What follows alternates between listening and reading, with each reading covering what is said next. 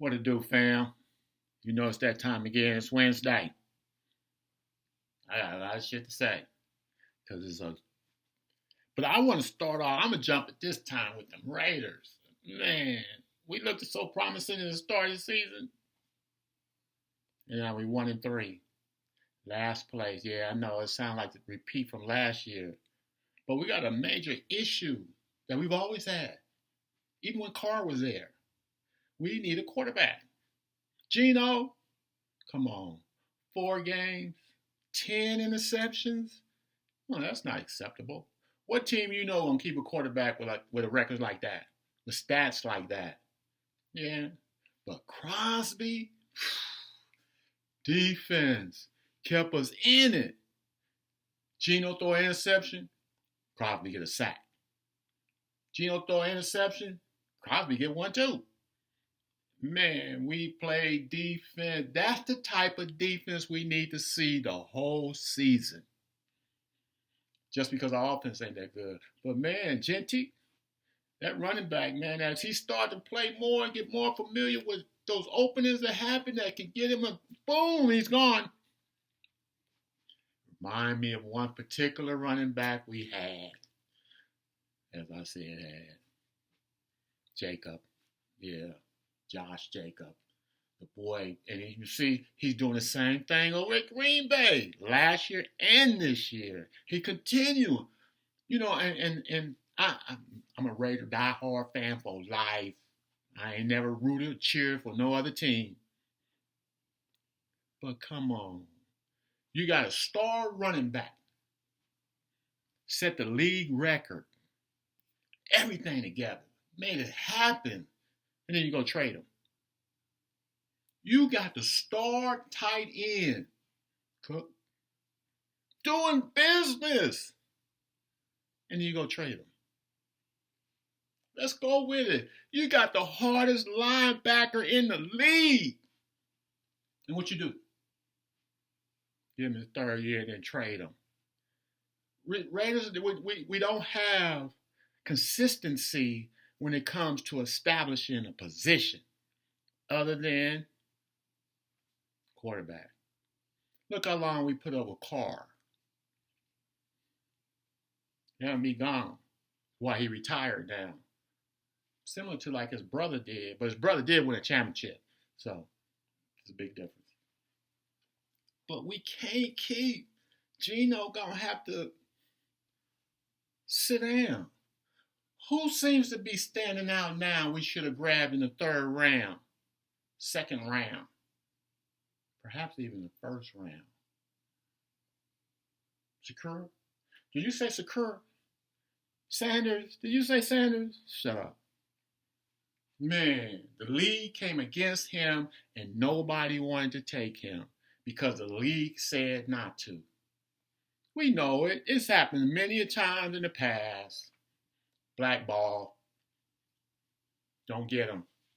If you get them, and then I read an article that one of the owners went to Davis and told him, you cannot isolate the league from you. Man, we already done that. We done that a long time ago. Raider Nation, die hard for life. Not a doubt. Not a doubt.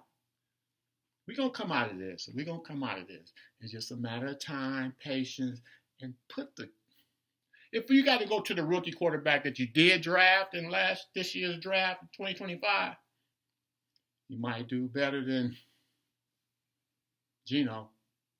AOC is not there anymore. Adrian O'Connell. I mean, if he is, he's so far on the death bench, ain't nobody paying attention. So we really need to, it killed us. It killed us. 3 interceptions. Man. 2 down the center on the same play, the same pattern, and they stepped and was gone. Man, come on. And here come Crosby. Bah! Sack! Let's get this. And it was good. I mean, the whole game, 24-25, 43 seconds left. got a chance at a field goal, and they blocked it. Should have been 27-25. We'd be 2-2, tied for second, and not at the bottom in fourth place.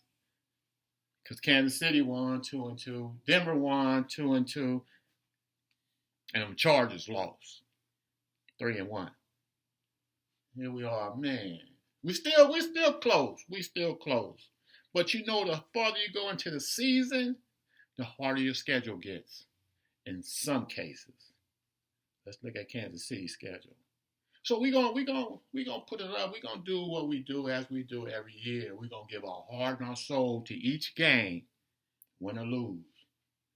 We're gonna finish our season out, hopefully with a winning record that will get us catapulted 2026 into something bigger and something better. Raiders for life, y'all. That's what we do. On a different note, the government is shut down. Now, we went through this 2019 under the same president, virtually for the same reason. He learned, we didn't. We didn't learn from it, but he did. He went pushed his way through his way, did a little talk, didn't want to come, didn't want to meet, better meet, shut down. You shut the government down, I'm gonna fire all them employees for the government. 750,000. You know he wasn't gonna do that. Come on, you talking about traffic controllers, TSA. You're talking parks, recreation. You're talking library. You're talking a massive amount of people. But he a president for the people. He a president for himself. Look at the amount of money he made. RFK slipped and said, "Oh, but didn't they give you $100 million?" You gave the president of the United States $100 million. Man, I'm on the outside looking in. I'm hearing news, reading news. Any question, anything you hear from me is documented in the news. It is not of me. It's not of what I'm saying. It's what I'm reading. This is crazy. It's an early segment. Because it still has to do with the Middle East. It does not make sense to me. I haven't learned how to make sense yet, so I'm still making change. But how do you accept, acknowledge, and protect a country this big, in an area this big, of a certain nationality, culture, of people who have been there for thousands of years? Don't believe it? Go into the Old Testament. Because Iran, Iraq, Saudi Arabia, Turkey, Egypt, the Sudan, they've been there for thousands of years since we've all started to understand that we are humans on this planet. Those nations existed. Then you got this little who decided they want to be in the middle of all these Arabs, Muslims, in an area that ain't even theirs. But they want to dominate, control, and destroy that region. And we know it's about money. Somebody put something in the air and said, man, can you imagine a vacation resort here in Gaza, here in Israel? Can you imagine the money that you would bring in? Watch what you say and what you do. Because the Bible said that the Holy Land will be trampled upon by ungodly people. You know, I ain't going to say it if I can't show it.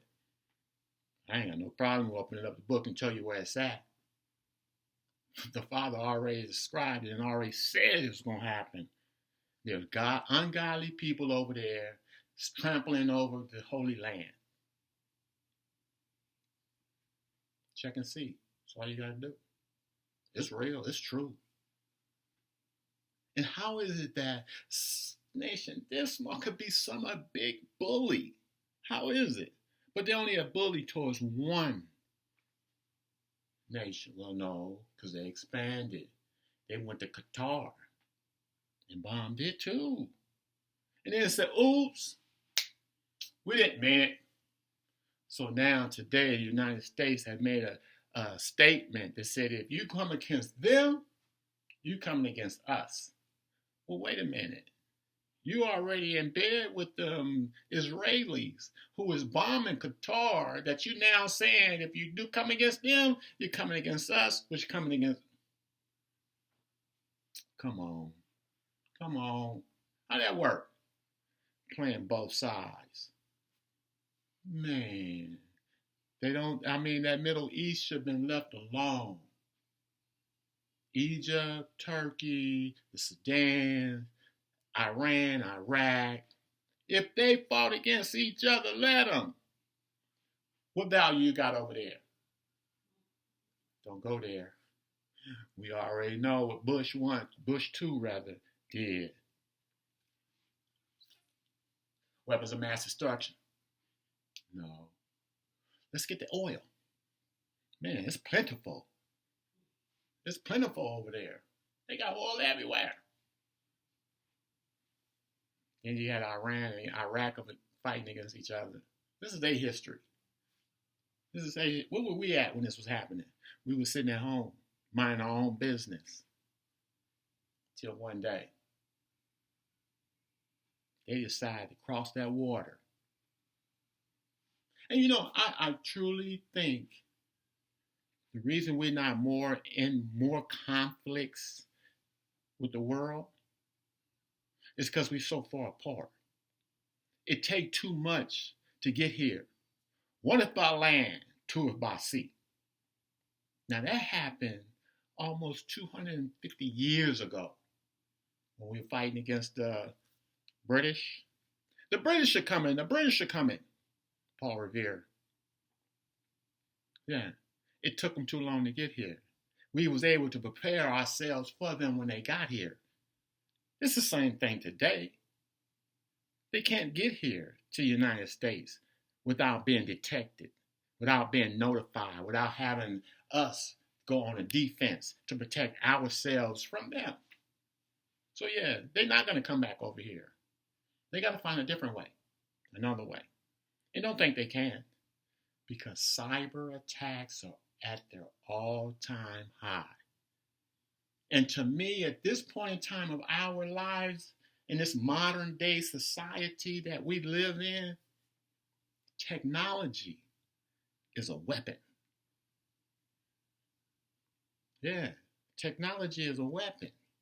It only takes me one area that I can get into to disrupt everything.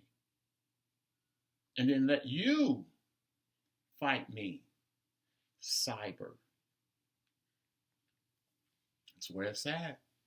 Cyber attack. Then he got into this company. Then he broke into this company where all your information is. And then it goes on the dark web where everybody can use it. Then you wonder all these notices coming to you that you've been delinquent. That's the future war. That and chemicals.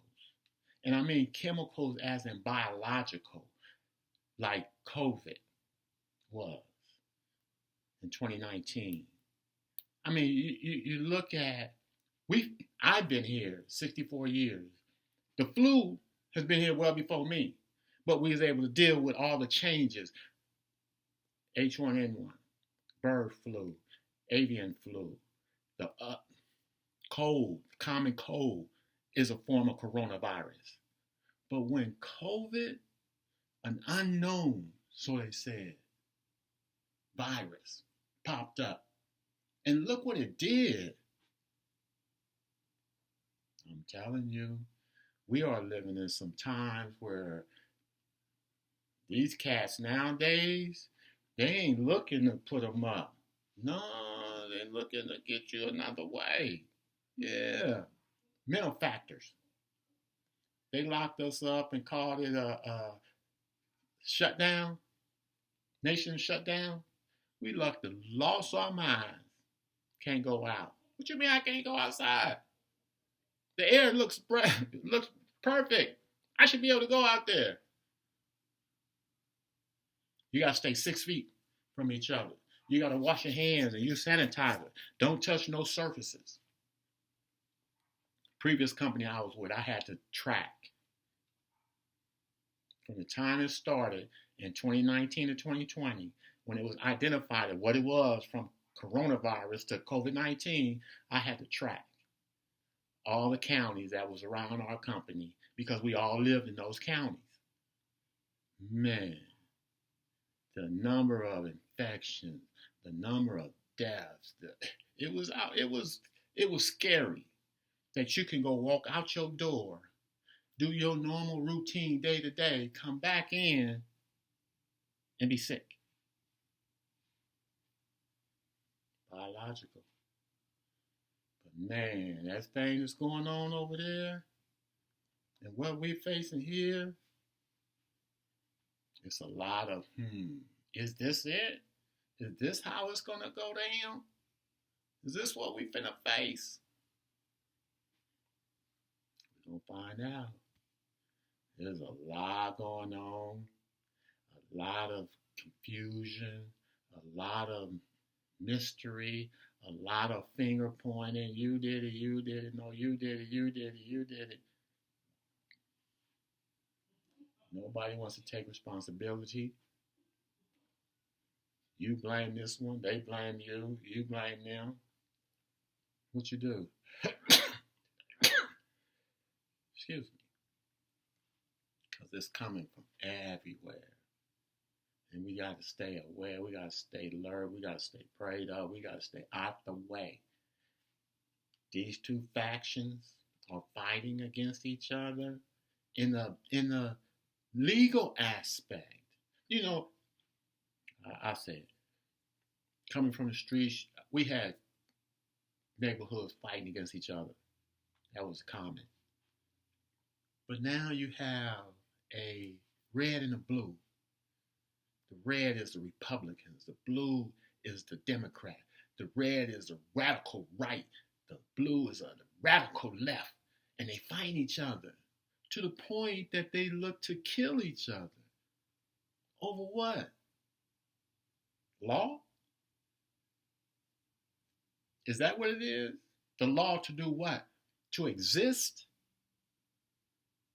You got one standing at the top on both sides, governing both sides, and they can't get along. The government is now shut down because they can't get along. You have one side, the right, that says we're going to totally destroy everything because we want everything for ourselves, the rich man. Then you got the left, the liberals that say, no, wait. We count too. The world counts too. The people counts too. They have a right to live in harmony and peace like you're trying to do. No. We're going to dispatch our military. They told them yesterday, the United States cities is your training ground. Where does that happen? How can you say you need to bring the military into the cities of this country to train on how to do what? How to do what? Fight? They proved that in all the wars over in the Middle East with Iran and Iraq. Come on. Vietnam, Korea. Let's go back. All the other ones, Grenada. We've been in what we know we know what to do. We had simulations where we were able to go in and do the things we need to do to subdue that city. Now you're telling them to take that same training and use it in America. Man, that's crazy as it concludes. Because we're in a time now. Man, this guy still got 3 years left. He still got 3 years left. The economy is shot. Tariffs, yeah, it look good when it's coming in. But eventually those companies are going to start to say, hey, I've taken enough. I got to now report this over to the American people. They're going to feel the pain. Groceries going to go up. Gas is going to go up. Electricity is going to go up. Utilities are going to go up. Water is going to go up. Everything. And the whole time you're going to sit back and say, I told you I was trying to get this together. They wouldn't help me. The left. So since they didn't want to help me, now we got to take on the whole control, the right. And do what? You've already destroyed it. 9 months in, look at us. 9 months in. Gas prices at its lowest term in 50 years. Lies. Groceries down so much in the last 20 years. More lies. Job rate. The job rate is great. Look at the job rate. Ain't none.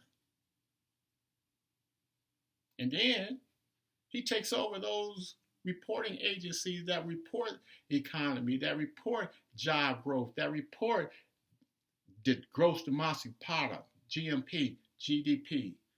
And what are he doing? Hiding all the numbers and then giving us what he wants us to have to make things look like they're great. And they're not. The thing about it that you have to understand, we live the day to day. We feel the pain that we have to go through day to day, buying groceries, buying gas, paying bills. We feel it. We know it. The words you tell us that we hear you say don't mean not when I'm going out there and filling my tank up and find out I got to spend an extra $30 just to get to a half a tank on a standard car. You tell me gas prices is low. I go in the grocery store and normally spend $200 and come out with 8 bags. I go in now and I only come out with 3. But groceries is great. The thing we have to do is understand I cannot believe nothing you say. You need to prove it. You need to show me that this is what's going on. Jobs have been, we created 350,000 jobs this month. Show me. Gas prices is down in the last 30 years. Take a picture of one of the gas stations and show me. Yeah, we're a show me state now. We're a show me nation now. We can't go according to what you say and what you think. We want to see for ourselves. Then maybe we'll believe you. Not. Hey, y'all. I got a lot of shit to say. Because what we're into and what we're going to go through is just beginning. Till next we meet on that Wednesday. Stay strong, stay up, and stay blessed.